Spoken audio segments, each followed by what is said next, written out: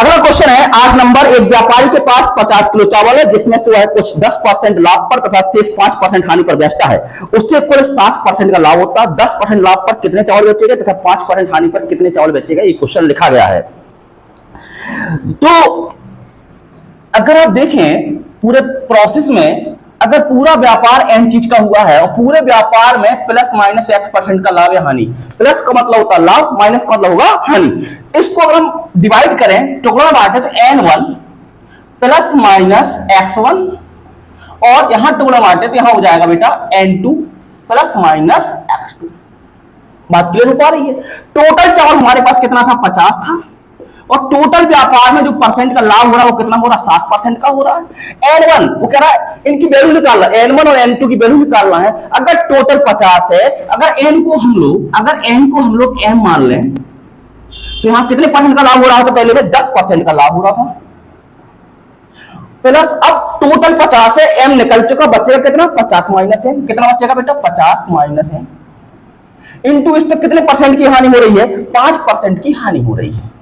इस तरीके से देखा जाए तो यहां हो जाएगा 350 बराबर यहां हो जाएगा 10m प्लस माइनस माइनस कितना हो जाएगा? 250, माइनस का कितना हो जाएगा बेटा? यहां पे 250 प्लस हो जाएगा 5, यहां बचेगा 15m। 15m बराबर हो जाएगा 350 और 250, 3 के 5 कितना हो जाएगा? 600। तो m बराबर हो जाएगा 15 चौको 60 किलोग्राम। तो पहला पार्ट 40 किलोग्राम होगा। अगर पहला पार्ट 40 किलोग्राम होगा, दूसरा पार्ट कितना होगा? 10 किलोग्राम होगा। इसका मतलब है कि आप 40 किलोग्राम को बेचेंगे 10% पर और शेष 10 किलोग्राम को बेचेंगे 5% की हानि पर। तो आपका ऑप्शन हो जाएगा डी वाला सही हो जाएगा। ठीक है, अगला सवाल लिखिएगा।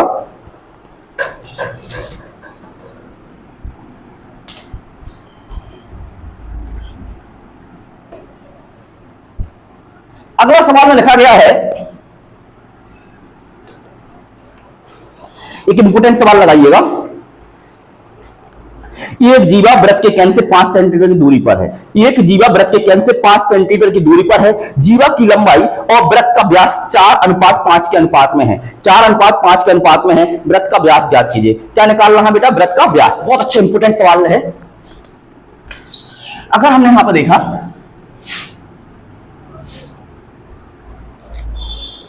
एक जीवा वृत्त के केंद्र से 5 सेंटीमीटर दूरी है, एक केंद्र है और जीवा 5 सेंटीमीटर की दूरी पर है।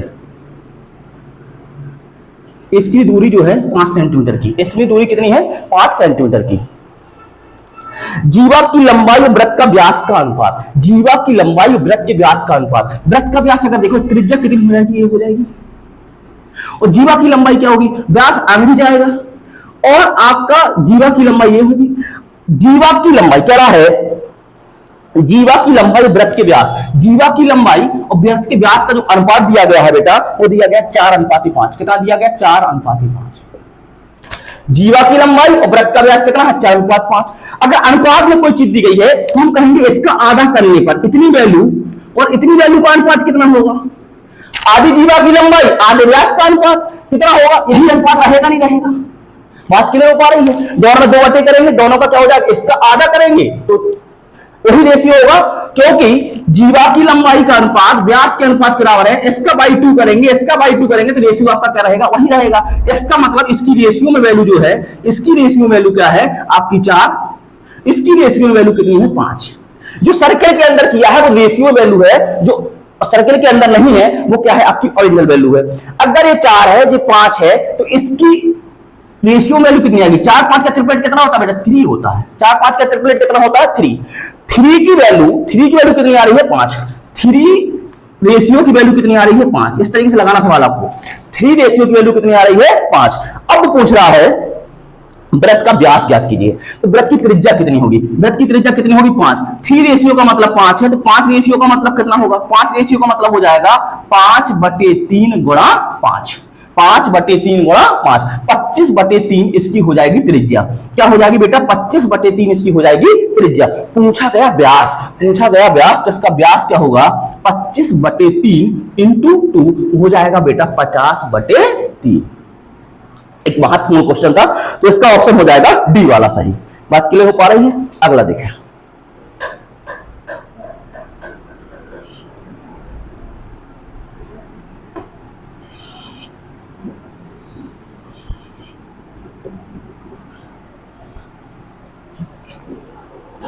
10 नंबर लिख रहा है,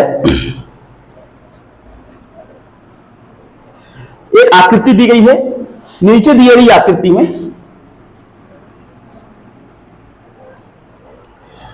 और इसमें एक स्पर्श रेखा खींची गई है।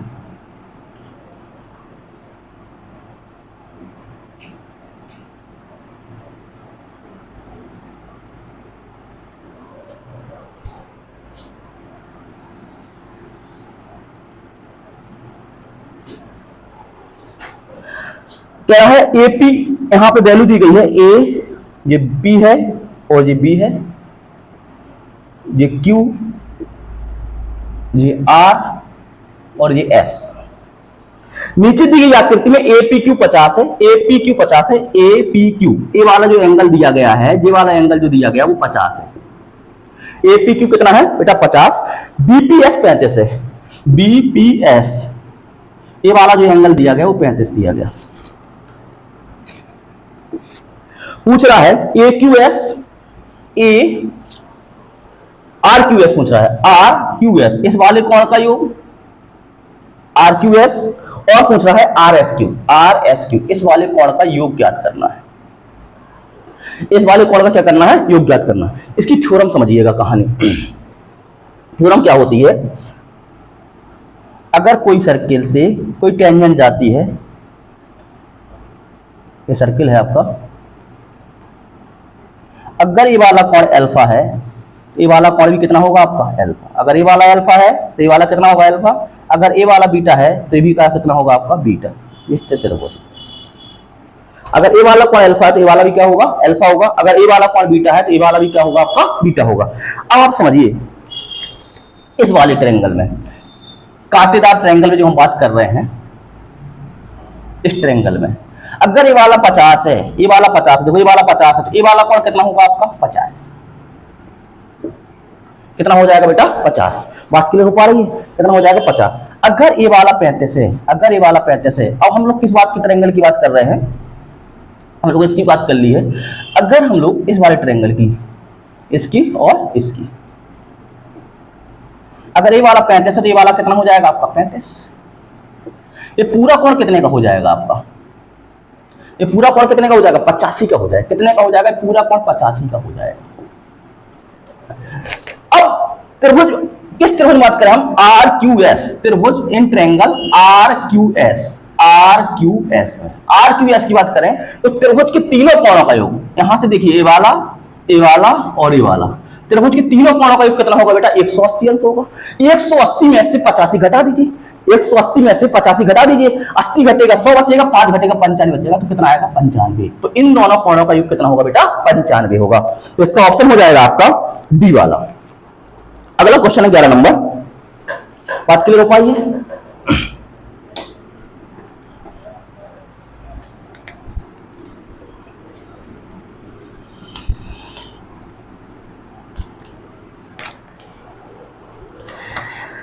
सेंटीमीटर ऊंचाई वाले धातु के एक ठोस शंकु को पिघलाया गया, जिससे दूसरा ठोस शंकु बनाया गया, जिससे कि एक शंकु के आधार का व्यास पुराने शंकु के आधार के व्यास से 25% अधिक हो गया है। नए शंकु की ऊंचाई ज्ञात कीजिए। एक सॉलिड मेटल की बात कर रहा है वो, 25 सेंटीमीटर ऊंचाई वाले हैं। यहां पे एक शंकु है जिसकी ऊंचाई कितनी है 25 सेंटीमीटर।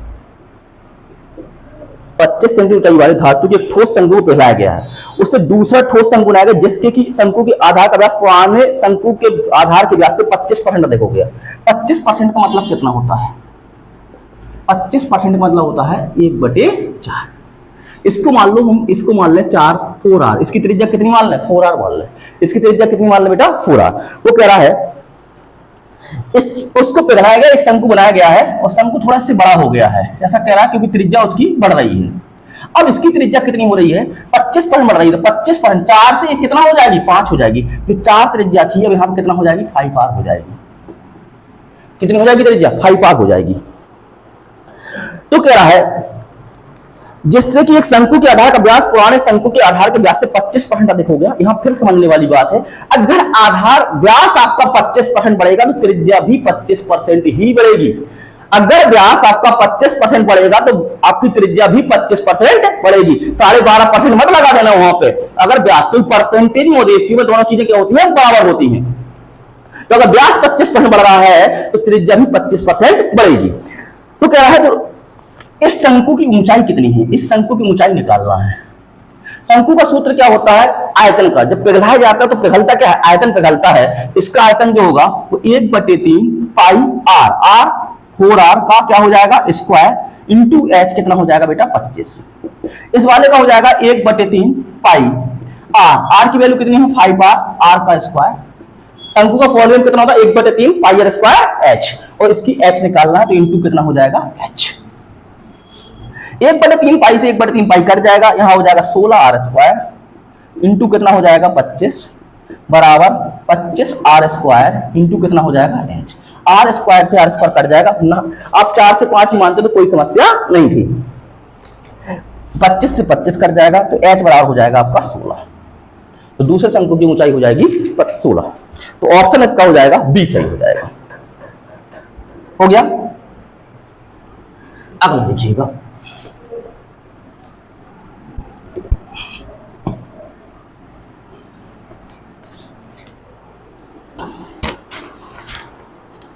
ये बहुत इंपॉर्टेंट सवाल है 12 वाला, अगर समझ गए तो सेकंडों का सवाल है। 5 क्रमिक पूर्णांकों का योग सबसे बड़ी संख्या के 8 गुने से 2 अधिक है। क्रमिक पूर्णांक जब मानेंगे हम लोग, क्रमिक पूर्णांकों का अंतर कितने का होता है, एक एक का होता है। जैसे 1 के बाद 2, 2 के बाद 3, तो हम लोग बीच वाला पूर्णांक मानेंगे बेटा x, बीच वाला पूर्णांक मानेंगे x। इसके पहले वाला पूर्णांक क्या होगा x माइनस 1, इसके पहले वाला क्या होगा x माइनस 2, आने वाले कितने होंगे x प्लस 1 और यहाँ होगा x प्लस 2।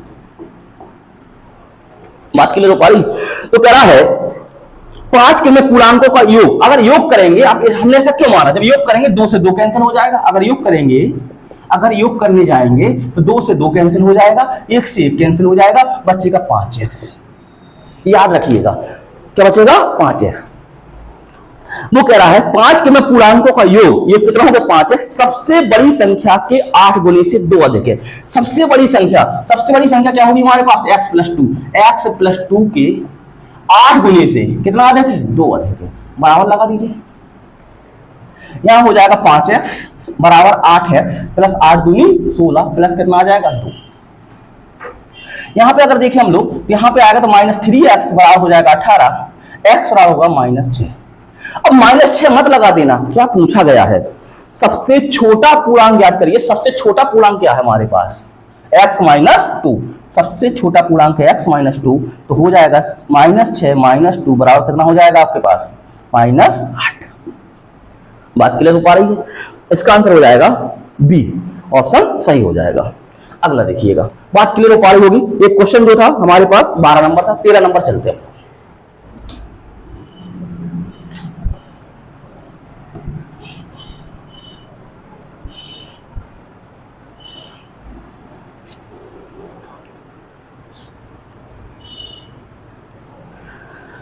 P को किसी कार का 40% करने में 10 दिन लगते हैं। ये समझिए, P को किसी कार के 40% करने में कितना लगता है 10 दिन।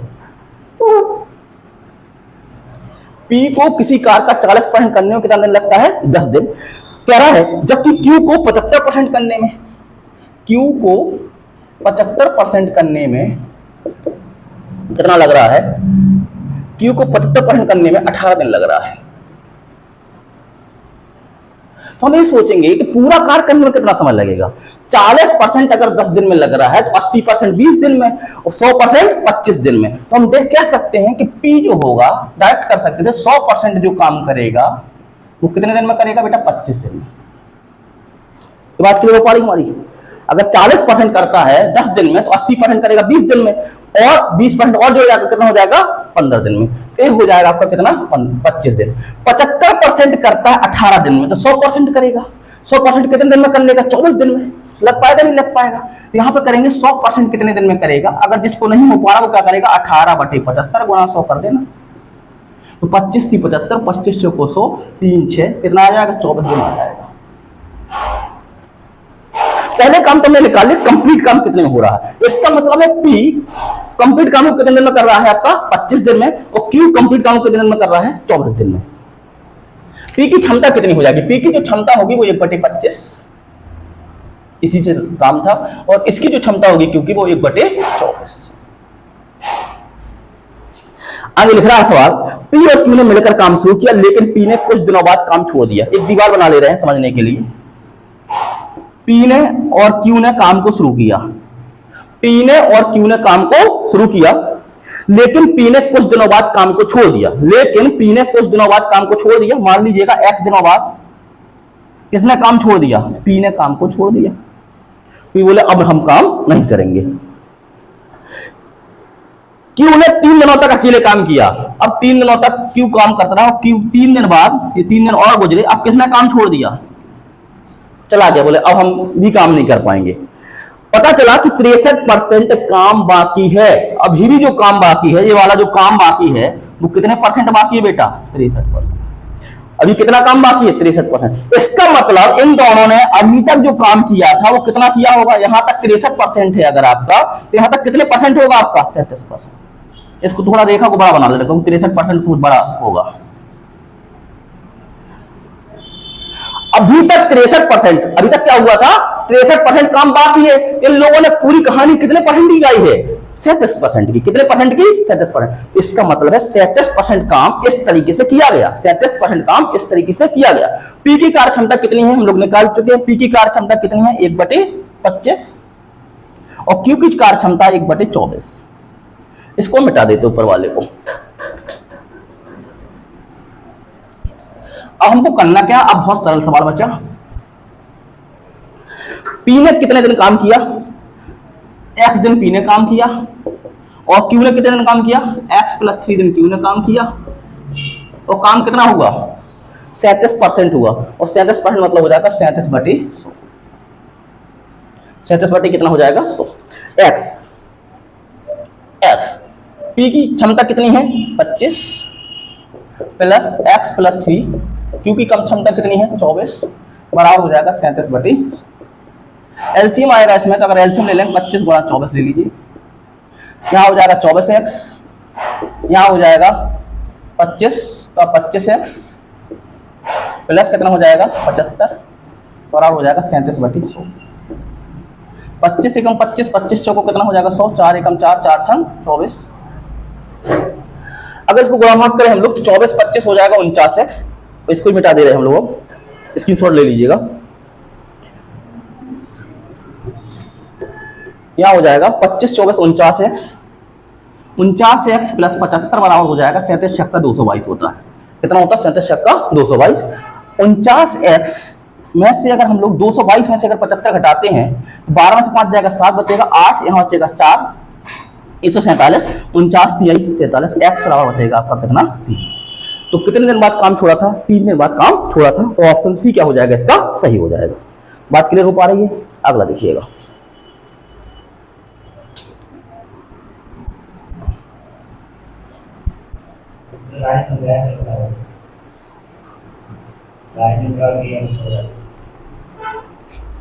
इन्होंने पूछा लाइन वाला काम पी और क्यू ने किया था, पी ने किया था और किसने किया था, क्यू ने किया था। कितने दिन बाद पी ने छोड़ा, एक्स दिन बाद किसने छोड़ा, पी ने छोड़ा। इसके बाद किसने छोड़ा, 3 दिन काम और किया किसने, क्यू ने छोड़ दिया। किसने छोड़ दिया, क्यू ने छोड़ दिया। अभी इतना काम जो है वो कितना हुआ, क्योंकि वो कह रहा 63% काम बाकी है, 63% काम क्या है, बाकी है, तो कितना परसेंट काम हुआ होगा, 37%। क्लियर हो गई बात, हो जाएगा ना। अगला क्वेश्चन देखें, 14 नंबर लिखा गया है, लिख रहा है cos A बराबर 15/17 और cos B बराबर 4/5। पूछा है cot A - B की वैल्यू, किसकी वैल्यू पूछा बेटा, cot A - B की वैल्यू। तो cot A - B का सूत्र क्या होता है ये समझिए, cot A - B का सूत्र क्या होगा, cot A cot B + 1, cot A cot B + 1 upon cot B minus cot A। यहां देखो, अगर A की वैल्यू है, अगर ट्रायंगल ऐसा बनाए हम लोग, देखो अगर कोण ये ए है, अगर एंगल ए है तो ए 15 होगा, ए 17 होगा, तो ट्रिपलेट कितना आ जाएगा जी 8। 15 17 कितना हो जाएगा 8। यहां पे अगर cos b की वैल्यू है तो यहां कितना हो जाएगा आपके पास, ए अगर आपका बी है, बी एंगल है, ए आपका 4, cos बराबर कितना आधार बटे कारण 5, ए कितना हो जाएगा 3। वैल्यू रख दीजिए। कॉट की वैल्यू यहां से कितनी आएगी, कॉट ए की वैल्यू, कॉट ए की वैल्यू होती है आधार बटे लंब, आधार बटे लंब, तो यहां हो जाएगा कितना बेटा 15 बटे 8। यहां हो जाएगा गुणा करना है 4 बटे 3 प्लस 1, 1 की वैल्यू 1। कॉट बी कितना हो जाएगा, कॉट बी 4 बटे 3 माइनस, और कॉट ए की वैल्यू कितनी हो जाएगी 15 बटे 8। इसको सॉल्व करना है आपको, जैसे 4 एकम 4, 4 दूनी 8, 3 एकम 3, 3 5 15, कितना हो जाएगा, तो कितना हो जाएगा 12, 12 7 84 बटे माइनस 84 बटे 13 आएगा। ठीक है ना। तो गुणा भाग में आपसे भी गलती हो सकती है एग्जाम में, तो उस बात को आप विशेष गौर करिएगा। अगला सवाल देखा जाए, 15 नंबर सवाल मोस्ट इंपोर्टेंट लगाइएगा, बहुत इंपोर्टेंट है ना।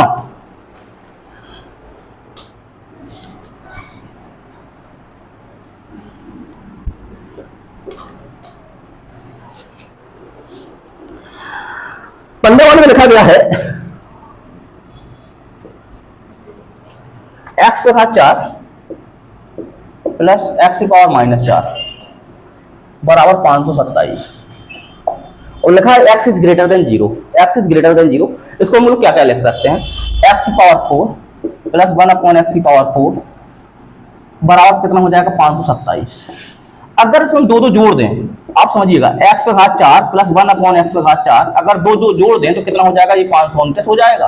अब एक काय का फॉर्मूला बनेगा x square plus 1 upon x square का होल स्क्वायर, होल स्क्वायर बनेगा तो कितना हो जाएगा हमारे पास 529 मतलब 23 का स्क्वायर। यहां से वैल्यू आएगी x square plus 1 upon x square बराबर होगा 23।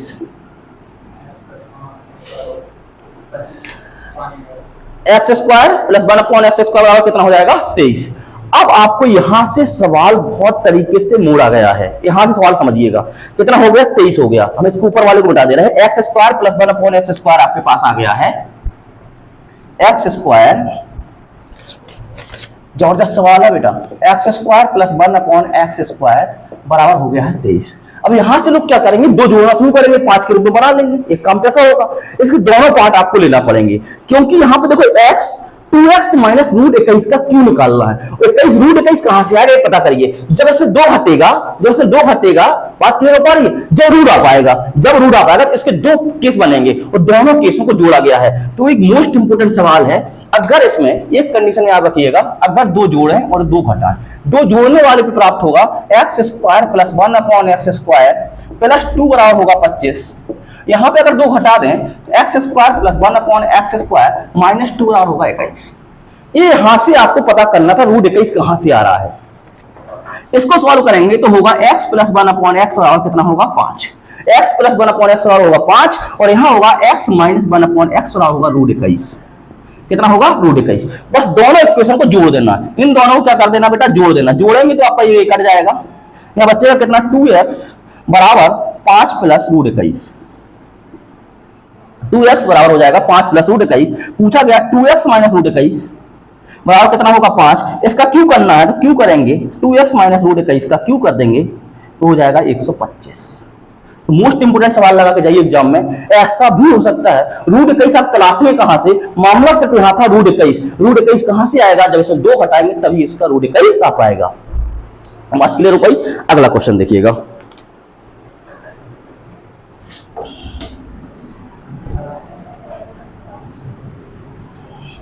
हो गया ना, इसका आंसर कितना आ जाएगा 2x माइनस रूट 21 बराबर कितना हो जाएगा 125। ठीक है, नहीं दिख रहा क्या, कहां तक नहीं दिख रहा, यहां तक, यहां के बाद देख लीजिएगा, हमने यहाँ 2x बराबर दोनों को जोड़ा था, तो आप समझ लीजिएगा 2x बराबर कितना हो जाएगा 5 प्लस रूट 21, ये जोड़ नहीं है जिसको नहीं दिख रहा था। यहां कितना हो जाएगा रूट 2x माइनस रूट 21 बराबर कितना हो जाएगा 5 हो जाएगा, दोनों का क्यू कर देंगे आप तो आपका कितना हो जाएगा 125। ठीक है ना बेटा, 125 आंसर आ जाएगा। ओके,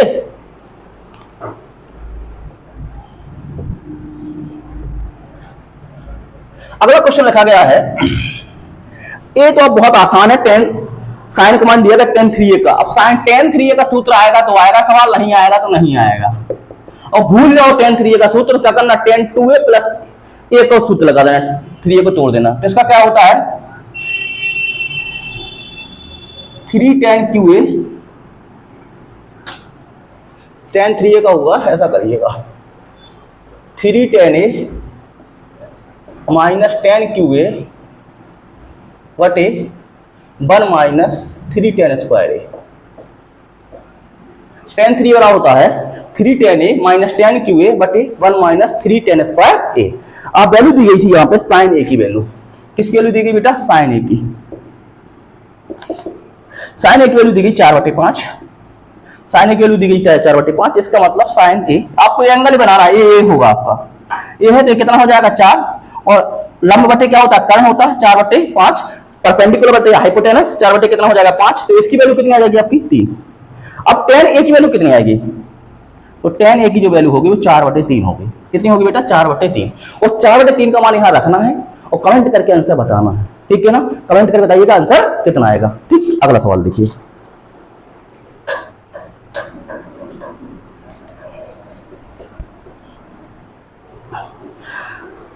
देखो 17 से 19 तक एक ग्राफ दिया गया है, इस ग्राफ को पढ़ना है। कौन से संस्थान में सबसे अधिक विद्यार्थी हैं, तो आपको करना क्या है इस बारे में डिस्कस करिएगा।